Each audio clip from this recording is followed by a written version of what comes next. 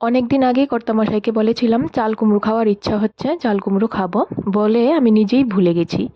উনি ঠিকই মনে রেখেছেন, ব্যাগ খুলে দেখি চাল কুমড়ো নিয়ে এসেছেন। তো দেখে খুবই খুশি হলাম। চলো দেখাচ্ছি কি বানাবো আজকে। চাল কুমড়োটা এরকম টুকরো করে ছাল ছাড়িয়ে তারপর এরকম কুচি করে কেটে নিয়েছি। তারপর কয়েকটা গাছের লটসিম আর কয়েকটা চেরা কাঁচা লঙ্কা দিয়ে দিলাম। কড়াইতে পরিমাণ মতো সর্ষের তেল দিয়ে তার মধ্যে পেঁয়াজ কুচি দিয়ে 3টে বড় বড় শিদল দিয়ে দিলাম। একটু ভাজা ভাজা হয়ে এলে কয়েকটা চেরা কাঁচা লঙ্কা দিয়ে নেড়ে চেড়ে কেটে রাখা চাল কুমড়ো আর লটসিমগুলি দিয়ে দিলাম। দিয়ে ভালো মতো একটু নেড়ে চেড়ে তার মধ্যে একে একে হলুদ গুঁড়ো, নুন আর লাল লঙ্কা গুঁড়ো দিয়ে ভালো করে মিশিয়ে ঢাকা দিয়ে কিছুক্ষণ রেখে দিলাম।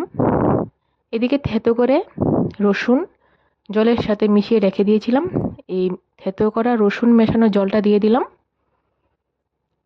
দিয়ে আরেকবার ঢাকা দিয়ে ঢাকা তুলে দেখলাম এরকম দারুণভাবে রান্নাটা হয়ে গেছে। তারপর আঁচটা বাড়িয়ে দিয়ে একটু শুকিয়ে নিলাম। তৈরি হয়ে গেল সুস্বাদু শীতল দিয়ে চাল কুমড়োর তরকারি।